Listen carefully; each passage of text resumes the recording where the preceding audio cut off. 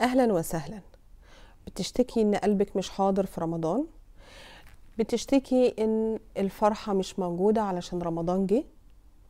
بتشتكي إنك مش قادرة تعملي عبادات؟ مش قادر تروح تصلي في المسجد؟ مش قادرة قلبك يحضر أو تستحضري قلبك أو مشاعرك في العبادات اللي انت بتعمليها؟ خليني أقولك على اللي فيها.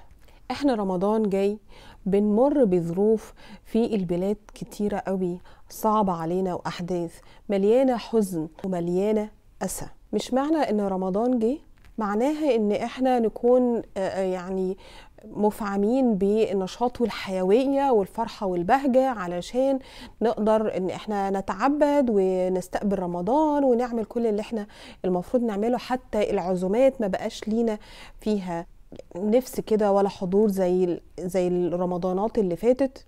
وده حله حاجة بسيطة جدا، وهي ان احنا نبدأ بحاجة واحدة بسيطة قوي وخطوة واحدة، علشان احنا ده بيكون سببه ان احنا بنبدأ في العادي بكمية كبيرة ومجهود كبير، بس احنا اصلا لسه مش مهيئين نفسيا ان احنا نعمل ده. يعني قبلها ما كناش منتظمين على صلاة المسجد مثلا، مش بنقرأ القدر ده أو الكم ده من الورد في القرآن، مش بندعي كم الأدعية اللي احنا محتاجينها ديت، سواء لينا أو لولادنا أو لأهلنا أو لقرايبنا أصحابنا بلادنا وهكذا. فاحنا قلبنا لسه بياخد وقت شوية عقبال ما يقدر يستوعب اللي فيها، ان احنا دلوقتي بقينا في شهر رمضان، دلوقتي ان احنا محتاجين ان احنا نعمل حاجة زيادة، محتاجين نستزيد من العبادات ديت. ناخد خطوة واحدة ونبدأ بيها. بلاش ورد قرآن كبير، مش يبقى همك ان انت تختم القرآن، مش يبقى همك ان انت تعملي كل يوم اطعام، مش يبقى همك ان كل يوم اصلي 20 ركعة تراويح او قيام. كل ده كتير على النفس البشرية. انا بدعوكم انك تبدأوا في اول رمضان كده بخطوات بسيطة وصغيرة علشان تقدروا تستمروا وتكملوا، عشان ما يجيش علينا نص رمضان ونقول لا خلاص بقى احنا مش قادرين كده، رمضان ضاع علينا. لا، كملوا وابدأوا واحدة واحدة. وربنا قال ان احنا من يقف على بابي بيخبط هفتح له في وقت من الاوقات. انما امتى؟ هو ربنا وقت ما يشاء. فاحنا نخلينا نخبط ونخلينا نحاول، حتى ولو بقدر قليل قوي كل يوم، حتى ولو بقدر بسيط، حتى ولو بدعوة واحدة خلينا نعملها ونكمل في التزامنا واللي احنا عايزين نعمله. اقفي صلي تراويح في البيت حتى لو مش قادرة تروحي المسجد. اقرأ قرآن طول الوقت في المواصلات، في اوقات الفراغ، حتى ولو انت مش مركز.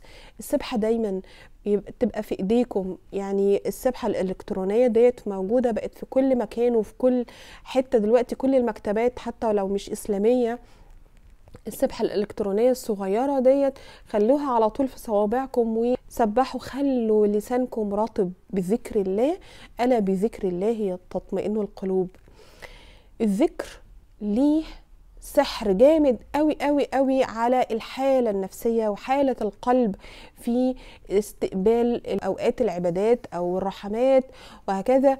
فخلينا دايما ان احنا نذكر الله، والاذكار كتير او الذكر كتير قوي. سبحان الله، لا حول ولا قوة الا بالله، لا حول ولا قوة الا بالله بتعين جدا جدا في الصيام وشدة الحر، احنا في وقت ما بين بنين دلوقتي وهكذا.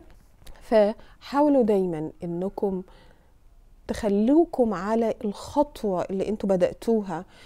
ما تقولش او ما تقوليش ان انا عملت وقلبي ما جاش. لا، كملي حتى لو قلبك ما جاش، حتى لو ما عيطتيش. انتي ممكن ما تعيطيش غير ليلة اخر يوم رمضان، ما فيهاش حاجة. المهم ان ربنا شايف منك ايه، شايف ربنا منك ايه، انت عملت ايه، هو ده اللي احنا بنقبل بيه. مش بحضور قلبنا، بان احنا بنكمل وبنحاول ان احنا نكمل ونستمر على العبادات والطاعات اللي ربنا أمرنا بيها في شهر رمضان.